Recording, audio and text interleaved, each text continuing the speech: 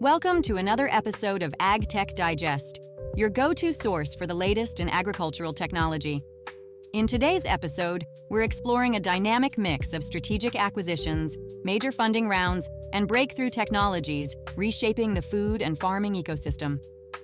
From financial tools empowering thousands of farmers to satellite-enabled smart irrigation, plus new RNA-based crop platforms, biofungicides, and plant trait enhancers, it's clear that innovation is accelerating across every layer of the value chain.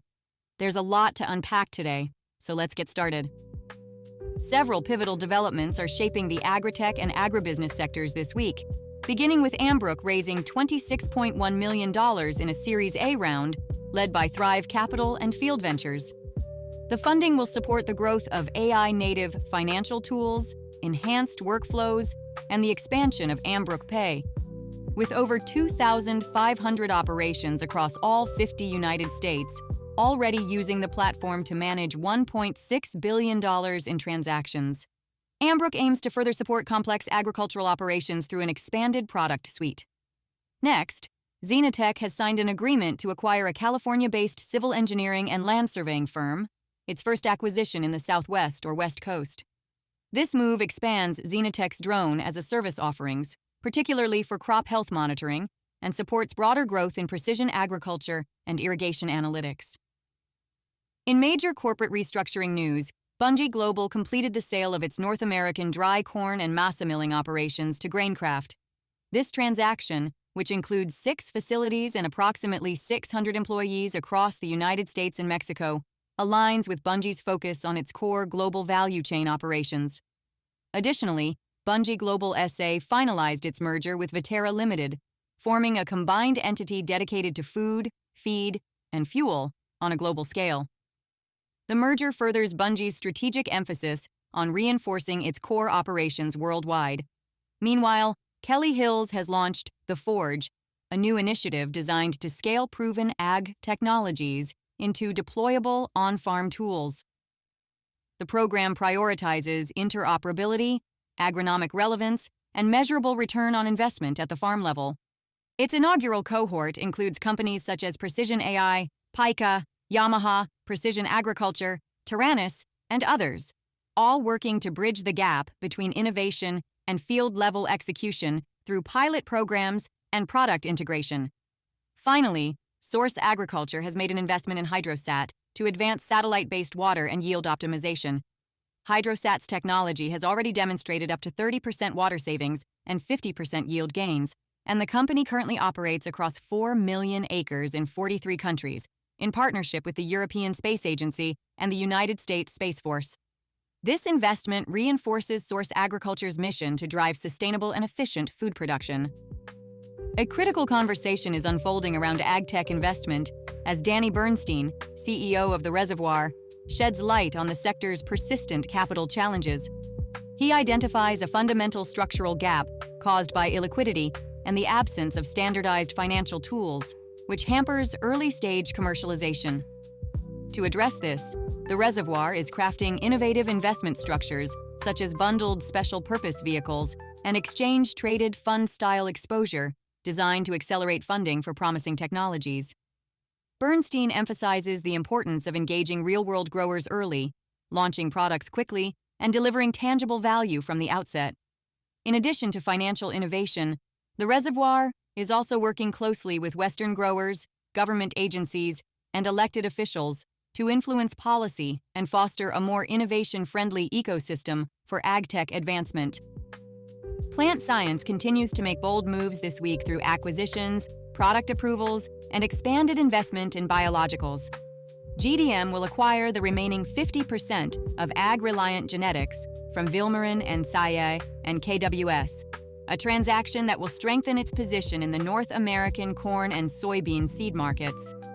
Vilmorin and Saye will retain its corn germplasm and maintain operations in the United States and Canada, with the deal awaiting regulatory approval and standard closing conditions. Meanwhile, Flagship Pioneering has launched Tarana Biosciences with a $50 million investment to develop RNA-based tools that enhance crop traits such as growth, stress response, and yield without altering plant genomes. with field testing and product development already underway. In product news, FMC received approval for Trimesia fungicide in Ukraine, its first fluindapyr-based product for the EMEA region. Designed to target diseases in oilseed rape, sunflower, and wheat across over 10 million hectares using dual modes of action. Ukraine now joins the United States, Brazil, and South Korea as approved markets for the product. Agrobiomics has secured €7.5 million in funding from the EIC Accelerator to advance its biostimulants aimed at improving crop resilience to drought and salinity, with plans to expand into cereals, fruits, and vegetables, particularly in climate-sensitive regions.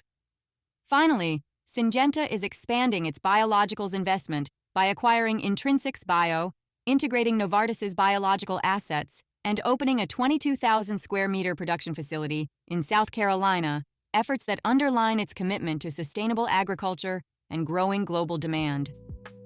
Other developments across the agricultural industry this week reflect strategic investments, digital innovation, corporate restructuring, and facility expansion. Cargill has introduced a series of interconnected upgrades to its cocoa supply chain, stretching from West Africa to Europe, including biomass boilers, solar plants, electric barges, and circular packaging solutions. These initiatives aim to cut supply chain emissions by 30% per ton of product by the year 2030, while also reducing site-level CO2 emissions by up to 90% in the Netherlands through improved logistics and processing systems. In the digital space, Oasis Grower Solutions has launched a redesigned website geared toward horticulture and agriculture professionals. The new platform functions as a comprehensive knowledge hub, featuring crop-specific content, product details, downloadable resources, and enhanced e-commerce capabilities, and is organized around 4 main market segments: floriculture, controlled environment agriculture, nursery, and ag biotech. On the financial front, Del Monte Foods has filed for voluntary Chapter 11 bankruptcy to enable a value-maximizing sale process. The company has entered into a restructuring support agreement with its key lenders and secured $912.5 million in debtor-in-possession financing to support continued operations while planning a going concern sale of all or most of its assets.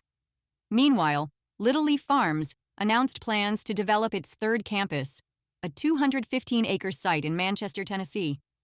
Construction is scheduled to begin in summer 2025, with operations expected to start by fall 2026, further solidifying the company's leadership in the controlled environment agriculture sector. Looking ahead to upcoming industry events, mark your calendars for the Commercial UAV Expo taking place from September 2nd to 4th, 2025, in Las Vegas, USA. Taiwan Smart Agri Week will follow shortly after, from September 3rd to 5th, 2025, in Taiwan. The Global Vertical Farming Show 2025 is scheduled for the 10th to 11th of September in Dubai, UAE, and Space will run from September 16th to 18th, 2025, in France. AgRAME returns to Dubai from October 6th to 7th, 2025, followed by the Vertical Farming World Congress set for October 7th to 9th, 2025, in Amsterdam.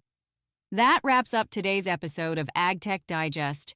We explored the latest developments in agricultural technology, from cutting-edge controlled environment agriculture systems and innovative plant science collaborations to strategic partnerships reshaping precision farming and sustainability efforts.